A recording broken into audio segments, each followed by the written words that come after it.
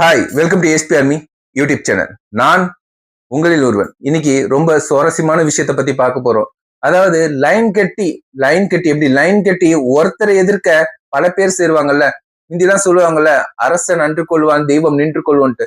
ஆனா இன்னைக்கு ஒருத்தன் அவனோட டிபார்ட்மெண்ட்ல இருந்து, அதாவது அவங்களோட சினிமா துறையில இருந்து கண்ணுக்கே தெரியாத அளவுக்கு உயர்ந்து இப்படி வந்துட்டானேன்ற வைத்தறிச்சலா இல்ல பொறாமையா வேற என்னதுன்னு தெரியல.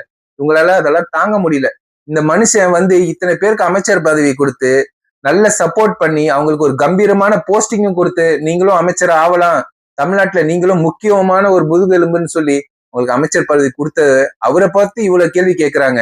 முதல்ல ராஜ்மோகன் அமைச்சர் ராஜ்மோகன் தலித்தா நான் தலித்தானே எங்களுக்கு தெரியாது. எழும்பூர் தொகுதியில நின்னதுக்கு அப்புறம் தான் எங்களுக்கே தெரியும் ஓகே அவர் தலித். ஏன்னா ஒரு ஆக்டிவிஸ்டா ஒரு யூடியூபரா இருந்து எந்த தலித் பிரச்சனைக்கும் குரல் கொடுக்காதவர் தான் அவர். ஏதாவது எந்த எப்பயாவது எங்கேயாவது தலித் பிரச்சனை குரல் கொடுத்திருக்காரு அவரு? ஆம்சாங் என்ன சில வீடியோக்குள்ள போட்டிருக்காரு. மற்றபடி என்னைக்கும் தலித்தோட பிரச்சனை கூட நின்னதே கிடையாது. அவர் அமைச்சர் ஆனானா ஆகல புரியவே இல்லை எங்களுக்கு. அதை நீங்க பாருங்க, உங்க கட்சியில அவரை நீங்கள் அமைச்சர் ஆக்கி கொள்ளுங்கள், நல்ல விஷயம். நீங்க ஒரு தலித் ரெப்ரசன்டேட்டிவ் கொடுத்தேன்னு சொல்லிக்கீங்க. ஆனா அது மாற்றம் கிடையாது. இப்ப வன்னியரசு தோழர் மாதிரி அவருக்கு பவர் கிடைச்சவனே அவரால் சில விஷயங்களை செய்யறாருல்ல, உண்மையிலே நாங்கள் பாராட்டுகிறோம். நேரடியாவே வன்னியரசு தோழருக்கும் எனக்கும் நிறைய முரண் இருக்கு, நான் இல்லைன்னு சொல்ல. ஆனா வன்னியரசு தோழருடைய அமைச்சர் வன்னியரசு தோழருடைய நடவடிக்கைகளை பார்த்து நான் வியந்தேன். உண்மையிலே மகிழ்ச்சி.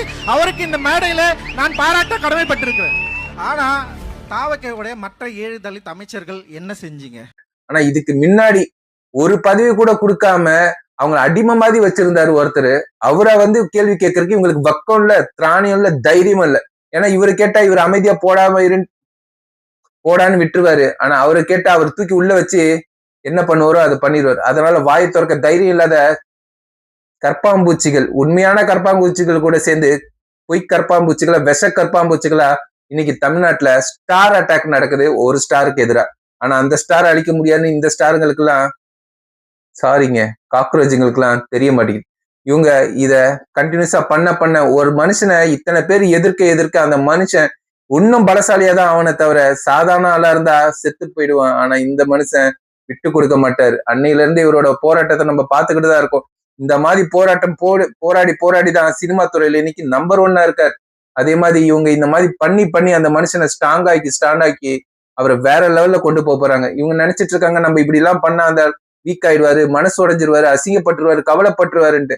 ஆனா இதுதான் அவரோட ஃபியூலன்ட்டு அவரே சொல்லியிருக்காரு. இதுல முக்கியமான ஆளுங்கன்னு பாத்தீங்கன்னா வெற்றிமாறன், அமீர், ரஞ்சித், அதுக்கப்புறம் தேவதர்ஷினி, இந்த மாதிரி சொல்லிக்கிட்டே போலாம்.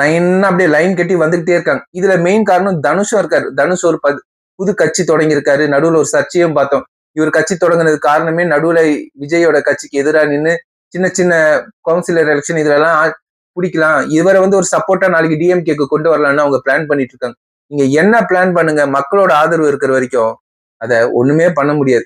மிஸ்டர் அறிவு வேற இத்தனை வருஷமா காணாம போயிட்டு இன்னைக்கு ரோட்ல நின்னு எனக்கு ரத்த செய்ய மென்டலாடா நீங்கெல்லாம் மென்டலா இவரால ரத்த செய்ய முடியாதுன்ட்டு அறிவு இருக்கிறவனுக்கும் தெரியும், அறிவு இல்லாதவனுக்கும் தெரியும். ஆனா நீங்க அறிவு இருக்குதா இல்லையான்னு தெரியாத முட்டாளுகளுக்கு மேல முட்டாளா இருக்கீங்களாடான்ட்டு எனக்கு கஷ்டமா தான் இருக்கு. நீ எல்லாம் பாட்டு பாடி மக்களை எழுச்சி பண்றேன்ட்டு அலைஞ்சிருக்கேன்னா உன் பாட்டை கேட்டு நாங்களும் பின்னாடி அலைஞ்சிருக்கோம்னா எங்களை பார்த்தா எங்களுக்கே அசிங்கமா இருக்கு.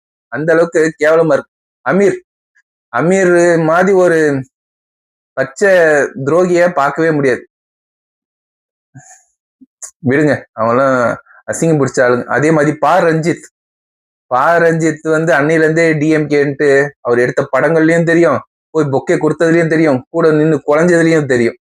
வெற்றிமாறன் இதுல இருப்பாருன்றது பெரிய விஷயமா போயிடுச்சு, நம்பவே முடியல. ஏன்னா எத்தனையோ நேஷனல் அவார்டு வாங்கின படத்தை கிரியேட் பண்ண இவரு அந்த அளவுக்கு புத்திசாலி மனுஷன் இவரு பின்னாடி போய் நிக்கிறாங்களேன்ற ஒரே வருத்தம் மட்டும்தான் இருக்கு. ஆனா கடைசியா ஒண்ணு சொல்லிக்கிறேன், நீங்க என்ன பண்ணாலும் சரி மக்களோட ஆதரவு இருக்கிற வரைக்கும் இவரை ஒன்னும் பண்ண முடியாதுன்ட்டு புரிஞ்சுக்கிற வரைக்கும் உங்களோட அழிவு நடந்துகிட்டே தான் இருக்கும். நீங்களா உங்களை அடிச்சுக்க போறீங்கன்னு நினைக்கிறேன். அதுதான் நடக்க போகுது தமிழ்நாட்டு அரசியல். See you, bye bye from ASP Army YouTube channel. நான் உங்களில் ஒரு